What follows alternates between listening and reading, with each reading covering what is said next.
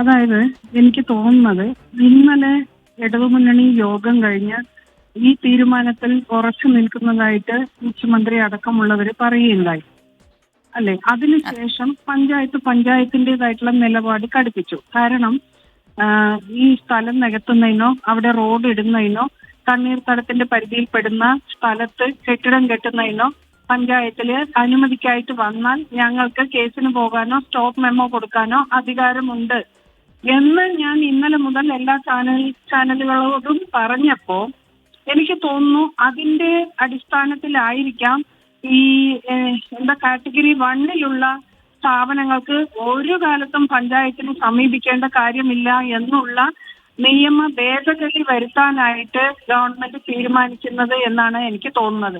കാരണം ഇത് 3 വർഷത്തിനകത്ത് പഞ്ചായത്തിൽ രജിസ്റ്റർ ചെയ്താൽ മതി എന്ന് നിയമസഭയിൽ മുഖ്യമന്ത്രി പറഞ്ഞതാണ്. ഇപ്പോ ഇവർ ഈ നിയമ ഭേദഗതി കൊണ്ടുവരികയാണെങ്കിൽ ഒരു കാലത്തും പഞ്ചായത്തിനെ ആശ്രയിക്കേണ്ട ആവശ്യമില്ല എന്ന് പറയുമ്പോൾ എല്ലാ കാര്യങ്ങളും വളരെ സുതാര്യമായി ഗവൺമെന്റ് തന്നെ ചെയ്തു കൊടുക്കുന്ന ഒരു സ്ഥിതിയിലേക്ക് മാറ്റുകയാണ് ചെയ്യുന്നത്. ഇത് ശരിക്ക് പഞ്ചായത്തുകളോടുള്ള അവരുടെ അധികാരം കവർന്നെടുക്കുന്നതിന് തുല്യമാണത്. കാരണം നമ്മുടെ പഞ്ചായത്തിൽ പ്രവർത്തിക്കുന്ന ഒരു സ്ഥാപനം അനധികൃതമായി എന്തെങ്കിലും ചെയ്താൽ നമുക്ക് ഇടപെടാൻ നിർവാഹമില്ല എന്ന് പറയുന്നത് എവിടുത്തെ ന്യായമാണ്? ഇത് അധികാര വികേന്ദ്രീകരണം എന്ന് പറയുകയും അധികാരം കേന്ദ്രീകൃതമാകുകയും ചെയ്യുന്നതിന് തുല്യമല്ലേ ഇത്? മറ്റെല്ലാ കാര്യങ്ങളും പഞ്ചായത്ത് എല്ലാറ്റിലും ഇടപെടണം, പഞ്ചായത്ത് എല്ലാ വർക്കുകളും ചെയ്യണം, മറ്റെല്ലാ കാര്യത്തിലും ഇടപെടണം, ഗവൺമെന്റിന് വേണ്ട എല്ലാ ഹെൽപ്പുകളും ചെയ്തു കൊടുക്കണം.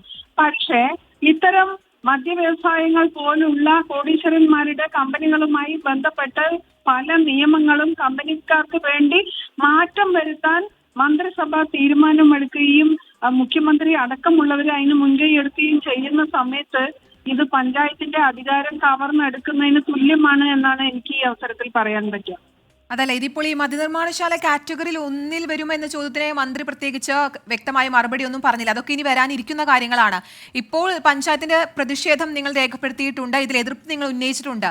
ഇപ്പോൾ ഈ നീക്കത്തിന് പിന്നാലെ അല്ലെങ്കിൽ ഈ നീക്കത്തിനെതിരെ ഏത് രീതിയിലുള്ള പ്രതിഷേധമാവും നിങ്ങൾ ഉണ്ടാവുക, അല്ലെങ്കിൽ നിങ്ങൾ ഇനി ഏത് രീതിയിലുള്ള പ്രതിഷേധത്തിനായിരിക്കും നിങ്ങൾ തയ്യാറെടുക്കുക? അല്ല, നമ്മൾ എന്തായാലും നമ്മുടെ സംസ്ഥാന നേതൃത്വവും ജില്ലാ നേതൃത്വവും അതുപോലെ തന്നെ പഞ്ചായത്തിന്റെ ഭരണസമിതിയും ഈ കാര്യത്തിൽ ശക്തമായിട്ടുള്ള ഒരു നിലപാട് എടുത്തിട്ടുണ്ട്. ഈ കുടിവെള്ളത്തിന് കഷ്ടപ്പെടുന്ന ഈ പഞ്ചായത്തിൽ നോക്കൂ, ഫെബ്രുവരി പാതി ആകുമ്പോഴേക്കും തന്നെ ഞങ്ങളുടെ ബോർവെല്ലുകളിലെ പല ബോർവെല്ലിലെയും വെള്ളം വറ്റിക്കഴിഞ്ഞു. ഈ ഉപയോഗിക്കാൻ വെള്ളമില്ലാത്തൊരു സ്ഥിതിയായി. ഇതിനി മാർച്ച് ഏപ്രിൽ മെയ് ഒക്കെ ആകുമ്പോഴേക്കും വല്ലാത്തൊരു വരൾച്ചയിലേക്കും ദാരിദ്ര്യത്തിലേക്കും പോകും. കുടിവെള്ളം കിട്ടാതെ നമുക്ക് വല്ലാത്ത നെട്ടോട്ടം ഓടേണ്ട സ്ഥിതി പറയില്ലേ, അങ്ങനെ ഒരു അവസ്ഥയിലേക്ക് പോകും. കഴിഞ്ഞ വർഷം സൂര്യാഘാതത്തിൽ ഒരു സ്ത്രീ മരണപ്പെട്ട ഒരു പഞ്ചായത്താണിത്.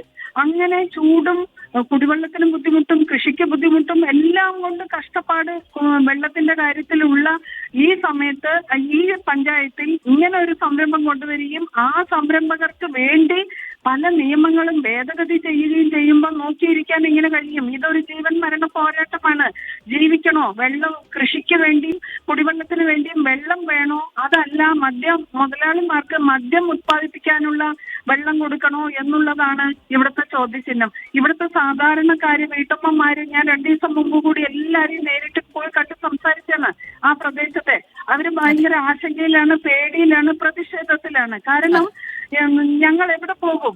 ഇവിടെ വെള്ളമില്ലെങ്കിൽ ഞങ്ങൾ എവിടെ പോകും എന്നുള്ളൊരു സ്ഥിതിയാണ്. കമ്പനി ഒരു കാരണവശാലും ഇവിടെ വരരുത്, ഞങ്ങൾ ഈ ഉള്ള വെള്ളം കുടിച്ച്. അത് തന്നെയാണ് മാഡം, ഇത് തന്നെയാണ് ഏറ്റവും പ്രധാനം. ജനങ്ങളുടെ ആശങ്ക, അവർ വെള്ളത്തിന് ബുദ്ധിമുട്ടുന്ന സ്ഥലമാണ്. വേനൽ കടുത്താൽ ഇതുപോലെയുള്ള ഒരുപാട് പ്രശ്നങ്ങൾ അവർ നേരിടുന്നതാണ്. അപ്പോൾ അവരെ ബാധിക്കുന്ന എന്ത് പ്രശ്നത്തിലും അവരുടെ എതിർപ്പുകൾ അഥവാ അവരുടേതായുള്ള അഭിപ്രായങ്ങൾ അതെല്ലാം വളരെ പ്രധാനപ്പെട്ടതാണ്. ഇങ്ങനെയൊരു സർക്കാരിൻ്റെ ഈ ഒരു പുതിയ നീക്കത്തിൽ തീർച്ചയായിട്ടും പ്രതിപക്ഷം ഓൾറെഡി അതിനകത്ത് പ്രതിഷേധവും എതിർപ്പും ഒക്കെ ഒരുപാട് പ്രാവശ്യം അവർ ചെയ്തതാണ്, പ്രകടിപ്പിച്ചതാണ്. ഇനിയിപ്പോൾ ഈ വിഷയത്തിൽ ഏത് രീതിയിലാകും പ്രതിഷേധങ്ങൾ കടുപ്പിക്കുക, പ്രതിപക്ഷത്തിൻ്റെ ഒരു നിലപാട് എന്താകും, അതൊക്കെ വളരെ പ്രധാനമാകും. നന്ദി മാം, ഞങ്ങളോട് ഈ സമയത്ത് പ്രതികരിച്ചത്. എലപ്പുള്ളി പഞ്ചായത്ത് പ്രസിഡന്റ് രേവതി ബാബു മാമാണ് നമ്മളോട് സംസാരിച്ചത്.